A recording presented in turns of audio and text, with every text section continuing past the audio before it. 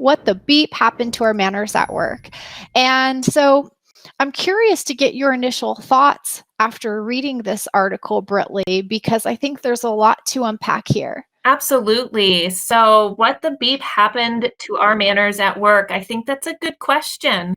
I think that we are seeing so many things that have been outlined in this article, from cursing in team meetings to quitting with short notice, skipping thank you notes after interviews, leaving emails in Slack unread, skipping happy hour, ghosting. The list kind of just goes on. And I think a lot of these things are happening in the remote world, but they're also happening in person as well.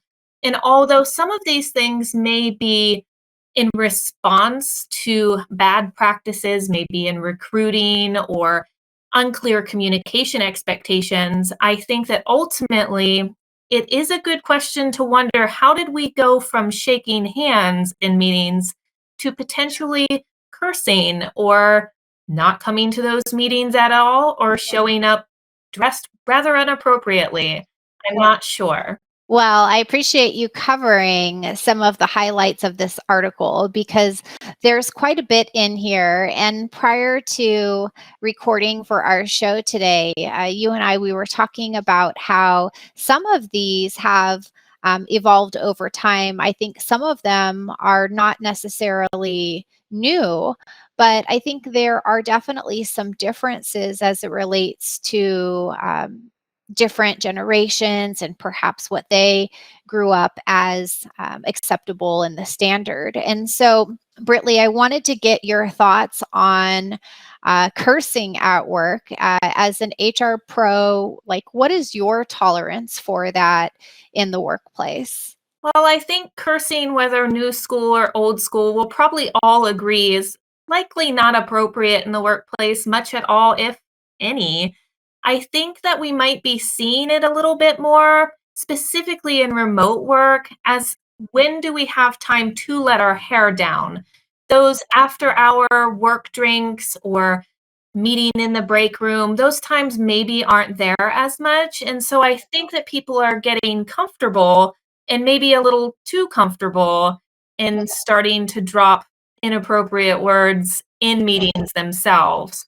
But I do think we likely can all agree that should likely be minimized. I definitely agree with your summary there because I think we are on a different level of on guard when we are in person, and it does feel much more informal when we are communicating through video or maybe just by phone.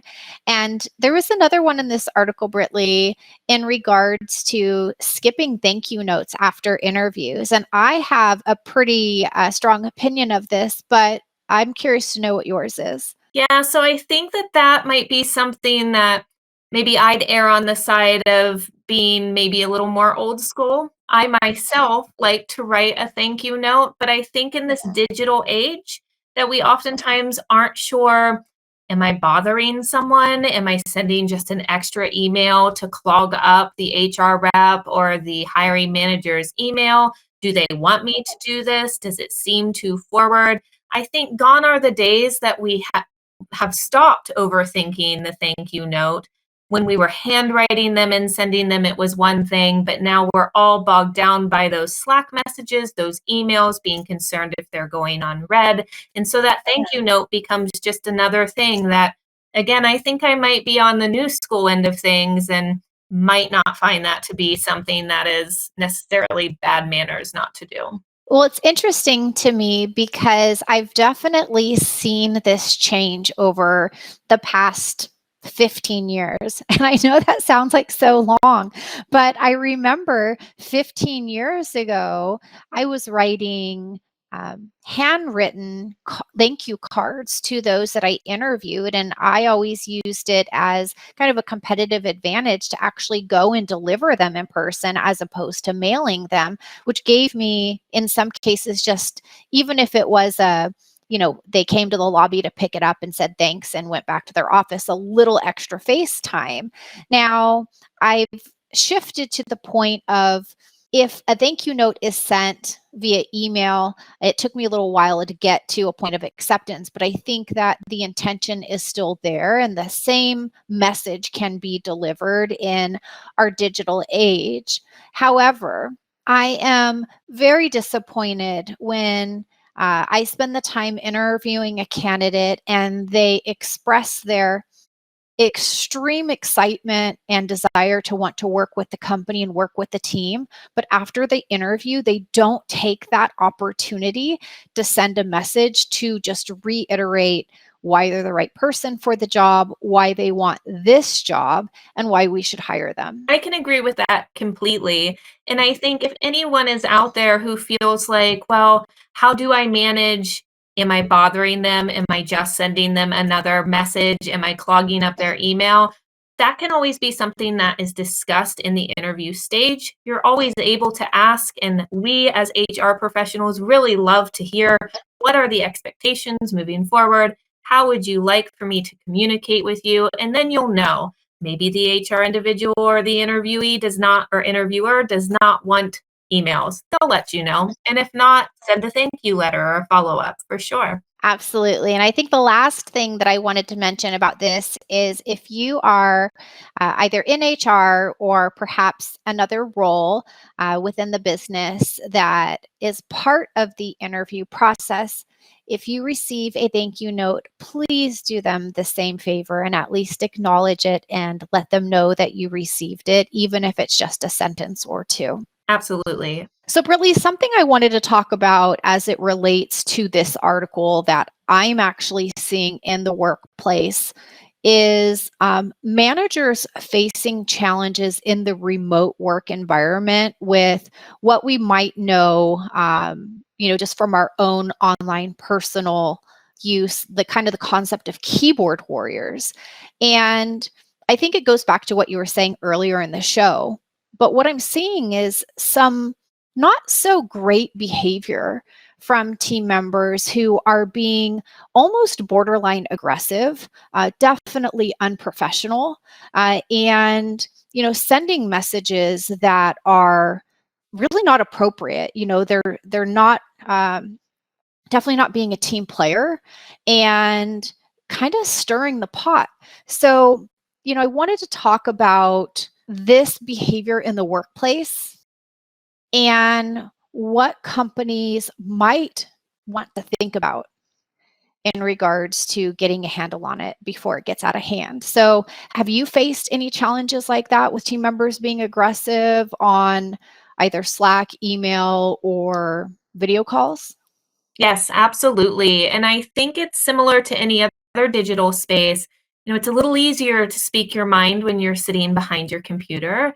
It's a little easier to tell somebody your opinion or a negative behind a screen. And so I think we're going to continue to see this, unfortunately. And I think the main, not necessarily fix, but to begin to monitor communications a little bit. And I also think communication plans are going to have to be built. We do have so many different places that we're communicating.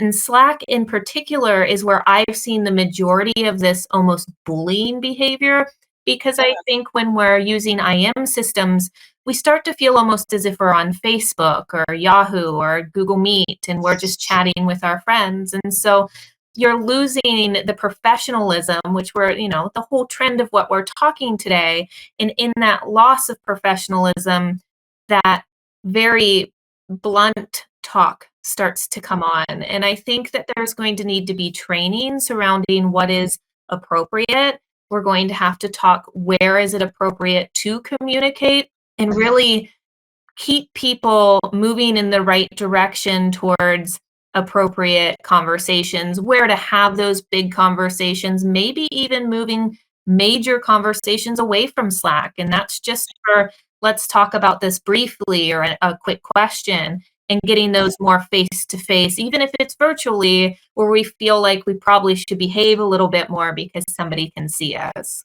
I would say that from a manager, HR, or leadership standpoint, if there's any complaints about unprofessional or inappropriate behavior on Slack, even if it's, they sound like maybe they just said something in frustration. I encourage everybody to take it serious, because typically where there's smoke, there is fire. And if there's one incident, it's probably not the first. And so I encourage everybody to take these seriously, to look into them, to determine, what exactly happened. And as in most cases, when it comes to managing employees, the sooner that you can have those conversations about what's appropriate, what's not appropriate, as well as the expectations of behavior, the better off everybody is going to be. Because the last thing you want to do is get in a situation where you are facing the difficult decision of maybe needing to part with a team member, and you haven't yet had any conversation with them up to that point that this behavior is unacceptable. It's never a good feeling. And if we're handling these situations properly, then we can work to change that behavior in hopes of not needing to part ways.